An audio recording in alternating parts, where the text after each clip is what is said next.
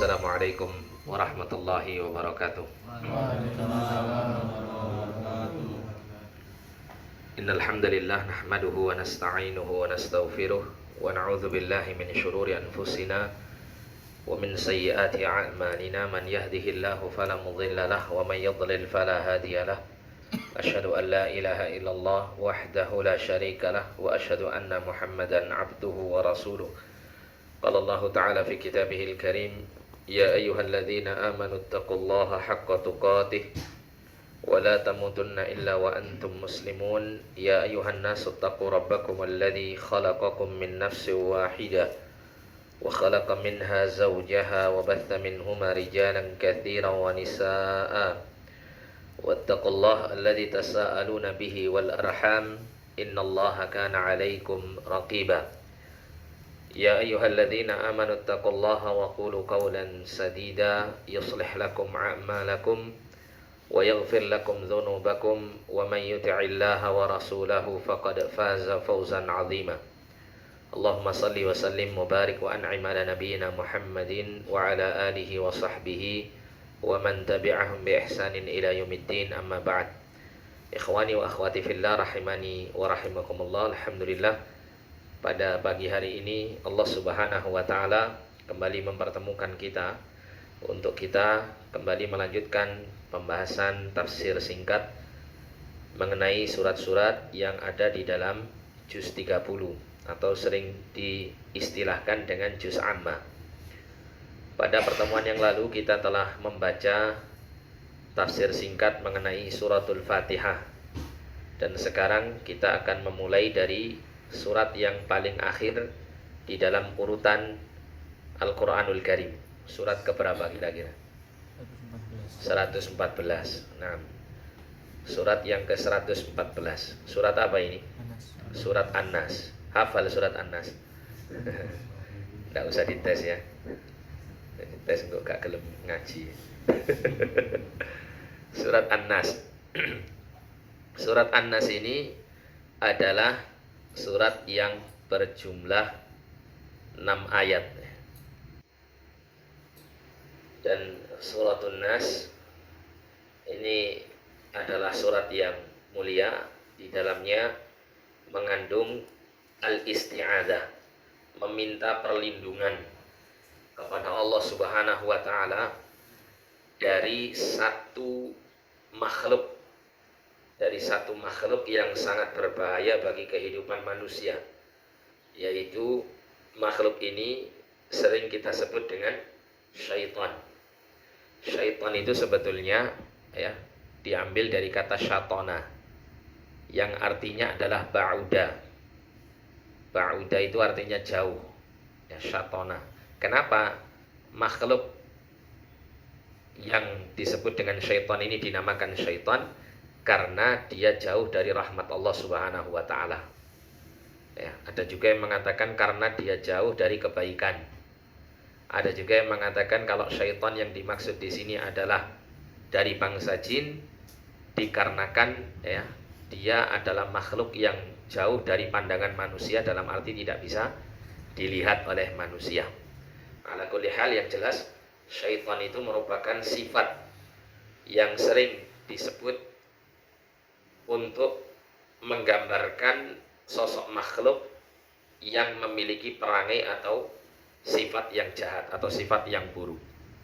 Tidak hanya dari kalangan bangsa jin, ya, termasuk manusia pun juga terkadang disebut terkadang juga disebut dengan dengan syaitan. Syaitan dari kalangan manusia atau hewan, ya, juga terkadang disebut dengan syaitan. Seperti Nabi pernah mengatakan al-kalbul aswadu syaitanun. Anjing yang berwarna hitam itu adalah syaitan. Jadi syaitan ini adalah ya kata sifat ya untuk mensifati makhluk yang memiliki perangai dan sifat yang buruk. Namun yang paling sering ya kata syaitan ini digunakan untuk menyebut makhluk yang jahat, makhluk yang buruk dari bangsa jin. Nah, kita baca di sini a'udzubillahi minasyaitonirrajim. Bismillahirrahmanirrahim. Qul a'udzu birabbin nas. Qul, katakan. Nah, di sini kata kul ini adalah bentuk perintah. Bentuk perintah untuk memerintahkan kepada Rasulullah secara khusus. Namun ya, perintah ini ya, meskipun secara khusus disampaikan kepada Nabi, tapi secara hukum ini diperuntukkan untuk seluruh orang-orang yang beriman. Qul a'udzu birabbin nas. Ai qul ayyuhar rasul. Katakan wahai Rasul sallallahu alaihi wasallam, a'tasimu birabbin nas wa astajiru bihi. Aku berlindung kepada Rabb-nya manusia.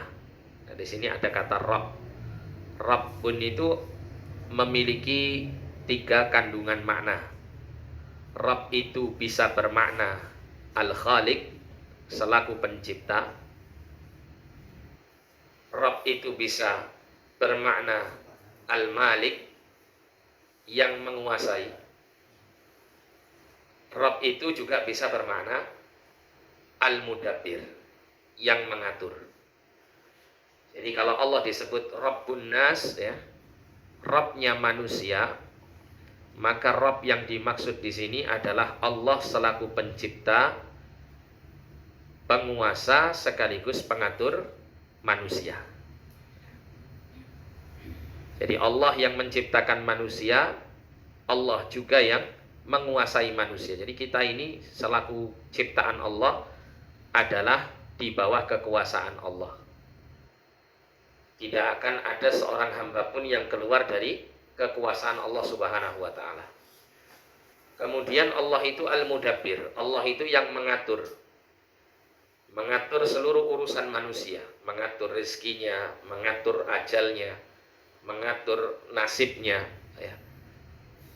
Menetapkan dan menakdirkan ya, tiap-tiap urusan hamba-hambanya, yang memuliakan dan menghinakan, yang menghidupkan dan mematikan. Allah Subhanahu wa ta'ala mengatur seluruh makhluknya. Nah, ini makna daripada Rabbun Nas. Jadi ayat yang pertama ini adalah erat kaitannya dengan salah satu bentuk ketauhidan kita kepada Allah. Kita mengesahkan Allah di dalam kaitannya dengan rububiyahnya, yaitu kita mengesahkan Allah di dalam semua perbuatan Allah kepada makhluk. Allah adalah satu-satunya Tuhan yang menciptakan makhluk, tidak ada Tuhan selain Allah dalam hal ini. Allah adalah Tuhan yang menguasai seluruh makhluk, tidak ada satupun selain Allah yang memiliki kekuasaan kepada makhluk. Allah adalah Tuhan yang mengatur seluruh urusan makhluk, tidak ada yang mengatur seluruh urusan makhluk selain Allah Subhanahu wa ta'ala. Ini makna yang pertama. Ya, jadi Nabi SAW secara khusus dan kepada kita semuanya secara umum diperintahkan untuk meminta perlindungan kepada Allah dengan berwasilah. Dengan berwasilah, yang pertama adalah kita berwasilah dengan sifat rububiyah Allah, sifat ketuhanan Allah di dalam apa?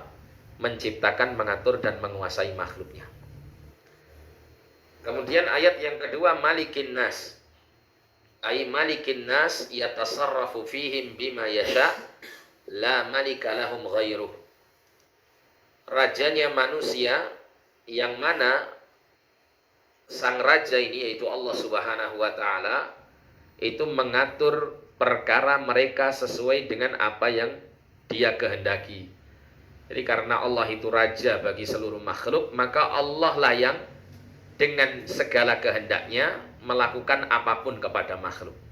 Menghidupkannya, mematikannya, ya, memberikan rezeki atau menentukan kadar rezeki tersebut, menetapkan bahwa fulan berjodoh dengan fulanah gitu ya, atau fulan dan fulanah memiliki anak laki-laki sekian jumlahnya, atau anak perempuan atau anak laki-laki dan perempuan, atau sama sekali tidak memiliki keturunan. Allah yang menghidupkan, mematikan dan seterusnya. Jadi sang raja Allah Subhanahu wa ta'ala memiliki ya, kekuasaan penuh untuk mengatur semua urusan-urusan makhluk yang diciptakannya. Dan di sini Allah Subhanahu wa taala memerintahkan kita untuk berlindung kepadanya selain dengan menyebut kaitannya dengan sifat rububiyah Allah. Allah menyebut ya sifat kekuasaannya gitu ya. Atau juga di sini ya bisa kita sebut dengan berwasilah dengan menyebut salah satu dari nama Allah yang mulia, yaitu Al-Malik. Allah selaku rajanya manusia. Kemudian yang ketiga, ilahin nas. Ilah itu maknanya al-ma'luh, ay al-ma'bud, hubban wa ta'ziman.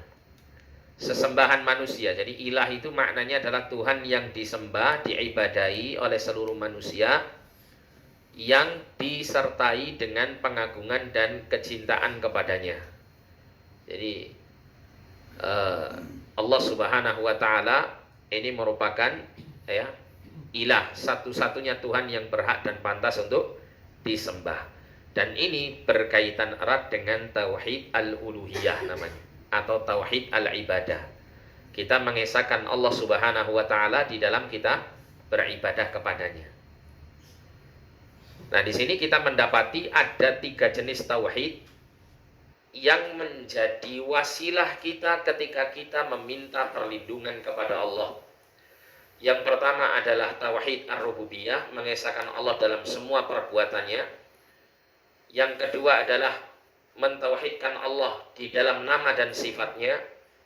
Dan yang ketiga adalah kita mengesahkan Allah di dalam peribadatan kepadanya.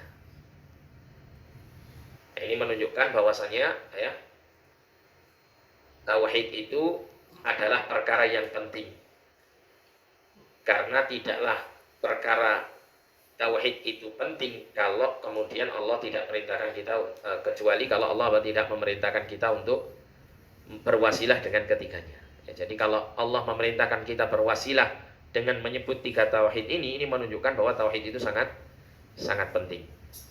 Ya, kita meyakini bahwa Allah satu-satunya Tuhan yang menciptakan, mengatur dan menguasai seluruh makhluk, tidak ada Tuhan yang lain selainnya di dalam hal ini. Termasuk juga kita mengesahkan Allah di dalam semua nama dan sifat-sifat untuknya. Kita tetapkan nama dan sifat-sifat tersebut sesuai dengan keagungan dan kemuliaan Allah, tidak kita sifati dengan sifat yang serupa dengan makhluknya.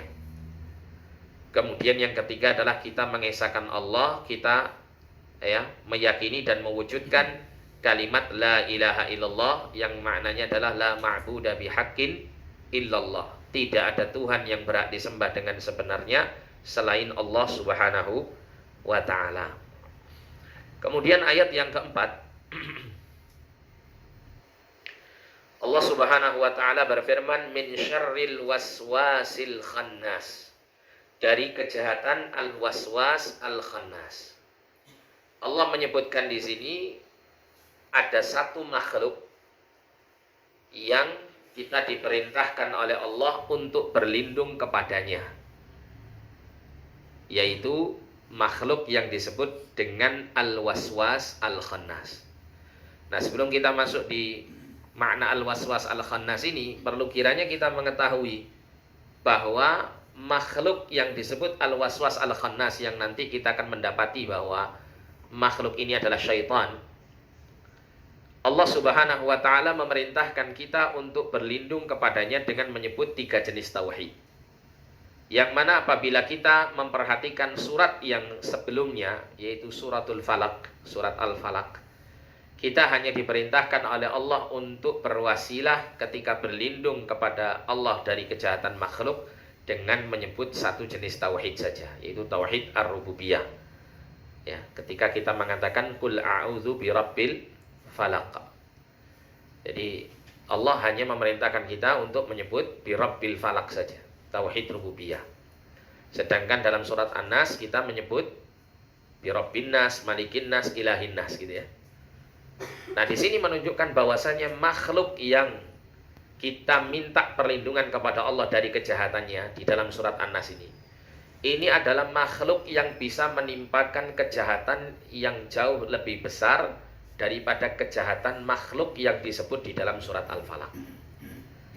Dalam surat Al-Falaq itu kan kita berlindung yang pertama dari kejahatan makhluk yang datang di malam hari. Ya, kita tahu bahwa kriminalitas kejahatan itu paling sering datang di malam hari. Ya. Termasuk juga hewan-hewan berbisa dan seterusnya, ya, itu datang di malam hari. Kemudian kejahatan tukang-tukang sihir yang meniupkan buhul-buhulnya untuk menyihir manusia. Kemudian yang ketiga adalah kejahatan orang yang dengki, orang yang hasad.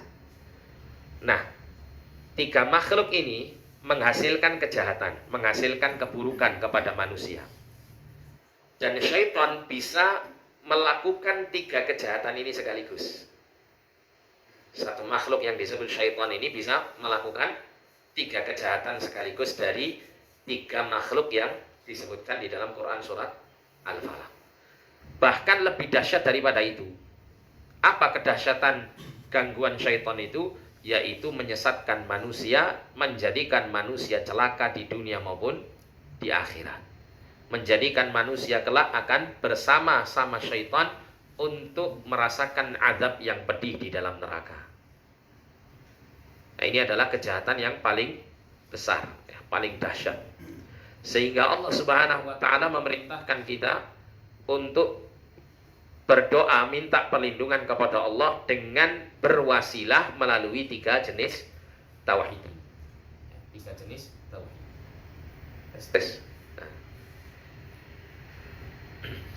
Nah, Allah menyebutkan sifat syaitan adalah al-waswas al-khannas. Apa sih artinya al-waswas itu? Al-waswas itu adalah bisikan halus yang dihembuskan oleh syaitan, yang dengan bisikan itu kemudian manusia akan tersesat karenanya.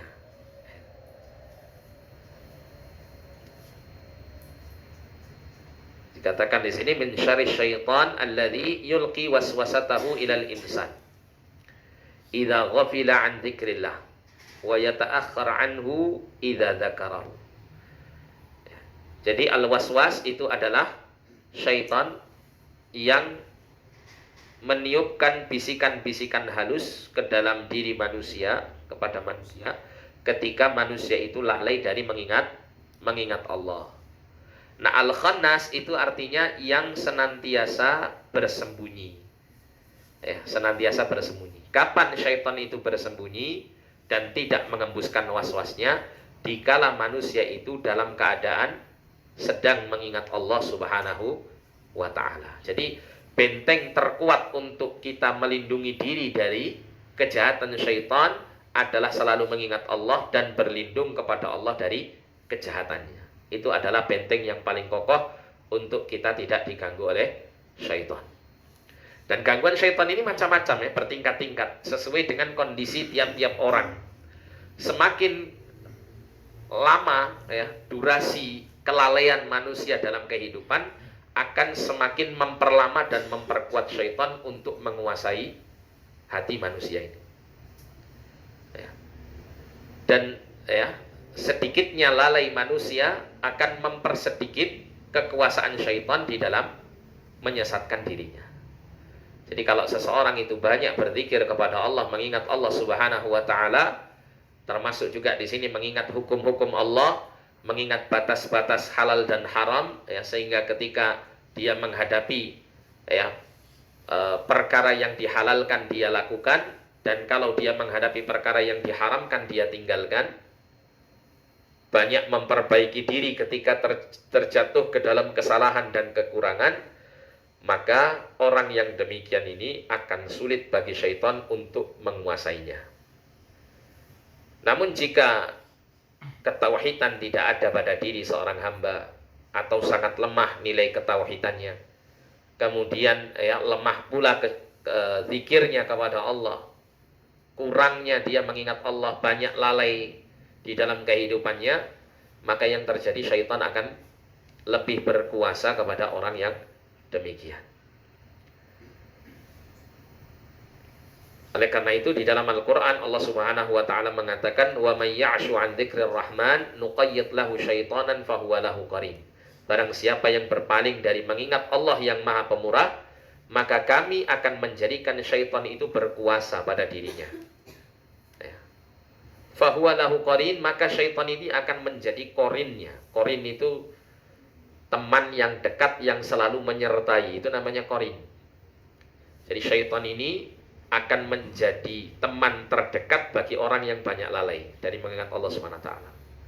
Dan Nabi Shallallahu alaihi wasallam sendiri juga mengatakan bahwa pada tiap-tiap manusia itu ya ada qarin dari kalangan jin, ya, qarin berupa syaitan dari kalangan jin. Nabi Shallallahu alaihi wasallam mengatakan, "Ma minkum min ahadin illa qad wukila bihi qarinuhu." Tidak ada seorang pun di antara kalian kecuali Allah menjadikan pada dirinya ada satu qarin dari kalangan jin yang suka mengajak orang tersebut untuk berbuat dosa. Jadi masing-masing kita ini ada qarinnya. Ya, ada qarinnya dari kalangan jin yang selalu apa? Yang selalu membisikkan keburukan ke dalam diri kita. Ketika Nabi mengatakan seperti ini, para sahabat bertanya, "Wala anta ya Rasulullah?" Apakah Anda juga demikian wahai Rasulullah? Ada qarin dari kalangan jin yang senantiasa menyertai Anda? Maka Nabi mengatakan, "Na'am, iya. Illa anna Allah a'anani alaihi fa aslama fala ya'muruni illa bi khair." Namun Allah Subhanahu wa ta'ala telah menolongku untuk melemahkannya. Fa aslama, maka dia pun aslama. Aslama di sini para ulama berselisih pendapat. Ada yang mengatakan aslama yang dimaksud di sini adalah jin qarinnya Nabi itu masuk Islam. Ada juga yang mengatakan jin qarinnya Nabi itu tidak masuk Islam, tapi dia aslama. Aslama itu artinya adalah menyerah, ya, menyerah diri, lemah dia. Nah gitu. Fala ya'muruni illa bi khairin, maka jin qarin itu tidak memerintahkan kepadaku kecuali kebaikan saja. Ini hanya khusus untuk Nabi Shallallahu alaihi wasallam, tidak untuk kita. Jadi jin qarin yang ada pada diri kita itu selalu mengajak kepada kejahatan. Nah, untuk melemahkannya adalah dengan kita berlindung kepada Allah dari kejahatannya, sekaligus kita banyak mengingat Allah Subhanahu wa taala, berzikir kepada Allah Subhanahu wa taala. Ya, termasuk juga bentuk zikir itu adalah duduknya kita di majelis ilmu seperti ini. Kalau kita konsentrasi mendengarkan ilmu yang disampaikan sebagai wujud kita mengingat Allah, fa insyaallah manfaatnya akan memberikan benteng, ya, memberikan proteksi untuk kita menghadapi kejahatan daripada jin qarin yang Allah tetapkan kepada masing-masing kita, ya, untuk mengganggu tiap-tiap manusia. Nah, ini adalah sifat syaitan tersebut. Dia adalah al-waswas al-khannas, suka, ya, membisikkan bisikan halus untuk mengajak manusia melakukan kejahatan, dan dia akan senantiasa bersembunyi manakala hati itu tidak bisa diganggu. Karena apa? Dipenuhi dengan zikir kepada Allah. Kemudian, ya, dalam hadis juga ada keterangan dari Nabi Shallallahu alaihi wasallam. Jadi pernah Nabi Shallallahu alaihi wasallam itu ketika i'tikaf itu didatangi oleh salah satu istri beliau untuk memenuhi hajat keperluan beliau, entah membawakan makanan atau pakaian Nabi, begitu ya. Istri beliau bernama Sofiyah binti Huyai radhiyallahu taala anha. Jadi Ummul Mukminin Sofiyah ini, ya, ketika mendatangi Rasul di malam hari, maka kemudian Rasulullah mengantarkan Sofiyah untuk pulang. Nah, di tengah jalan ada dua pemuda Ansor yang ketika itu melihat Rasulullah jalan bersama seorang wanita. Maka timbul prasangka tidak baik di dalam hati dua pemuda ini. Duh, Rasulullah kok jalan malam-malam sama perempuan? Siapa perempuan ini? Dalam hatinya muncul was-was seperti itu, bisikan seperti itu. Langsung kemudian para pemuda Ansor ini menundukkan pandangan sambil bergegas untuk menghindari Rasulullah Shallallahu alaihi wasallam. Maka Rasulullah memahami apa yang sedang menimpa dua pemuda tersebut. Kemudian Rasul mengatakan, ala rislikumah, kalian berdua jangan apa? Jangan cepat-cepat, tenang, jangan ya pergi tergesa-gesa untuk meninggalkan saya. Inna hadhihi Sofiyah binti Huyai, sesungguhnya ini istri saya Sofiyah binti Huyai, bukan perempuan lain.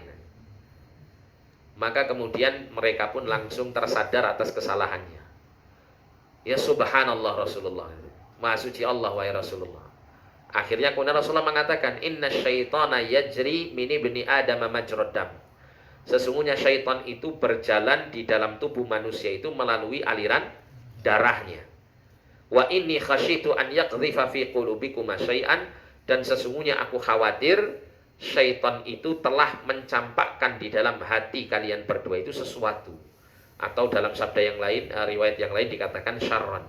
Ya, syaitan telah mencampakkan, memasukkan ke dalam hati kalian berdua itu keburukannya, was-was keburukannya, sehingga kalian memiliki prasangka kepadaku, prasangka yang tidak baik. Nah ini syaitan semacam itu ya kondisinya. Oleh karena itulah Allah Subhanahu Wa Taala kemudian melanjutkan gambaran daripada gangguan syaitan itu. Allah mengatakan pada ayat yang kelima, alladzi yuwaswisu fi sudurin nas, yaitu yulqi biwaswasatihi ila qulubi annas. Jadi dia syaitan itu yang menghembuskan waswas ke dalam dada manusia, maksudnya di dalam hati manusia. Nah inilah ya tujuan daripada syaitan masuk ke dalam tubuh manusia, itu adalah menuju kepada hatinya.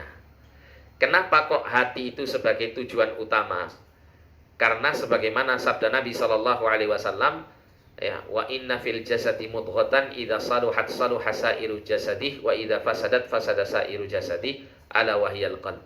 Sesungguhnya di dalam tubuh manusia itu ada segumpal darah atau segumpal daging yang apabila baik segumpal darah tersebut akan baik semua ya perbuatan jasadnya, dan apabila buruk maka akan buruk pula semua anggota badannya. Ketahuilah bahwasanya dia adalah qalb, hati manusia.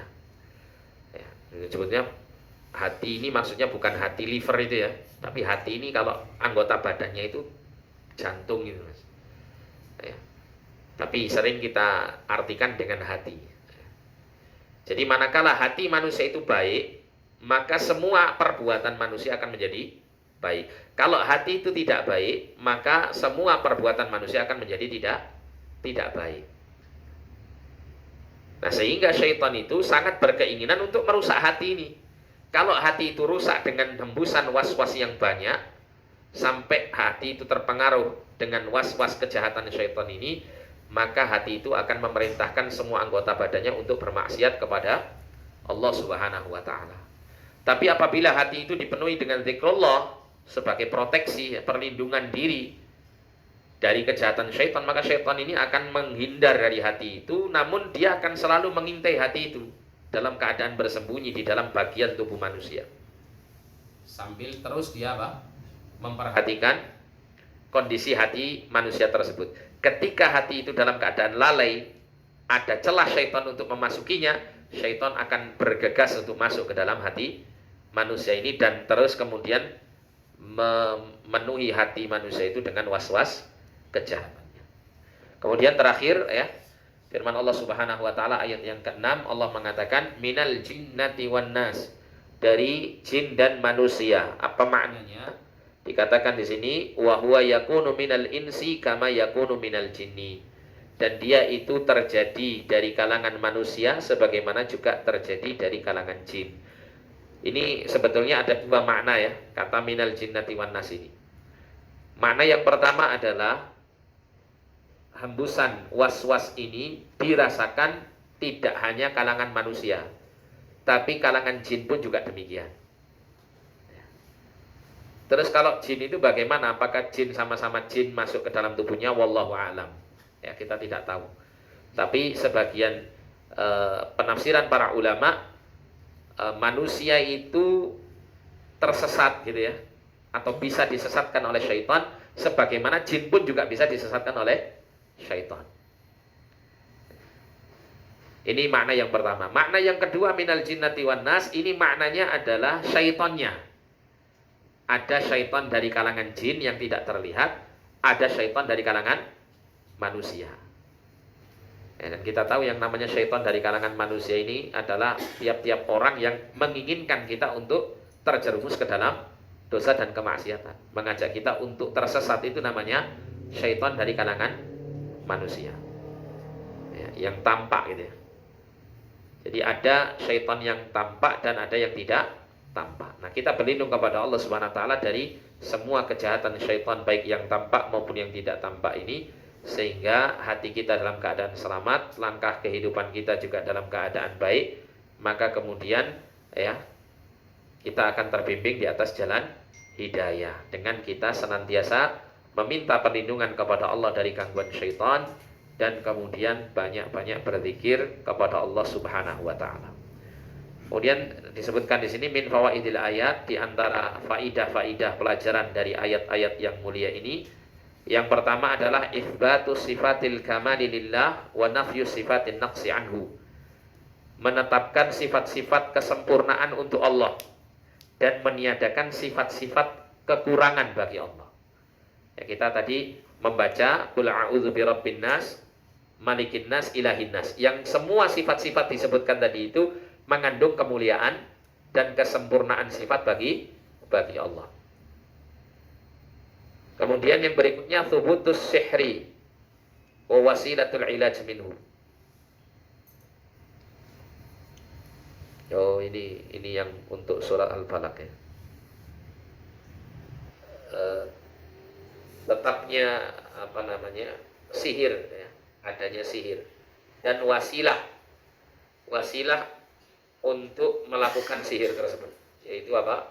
Dengan melalui kejahatan syaitan. Kemudian yang berikutnya ilajul waswasati yakunu bi dzikrillahi wa ta'awudz minasyaitan.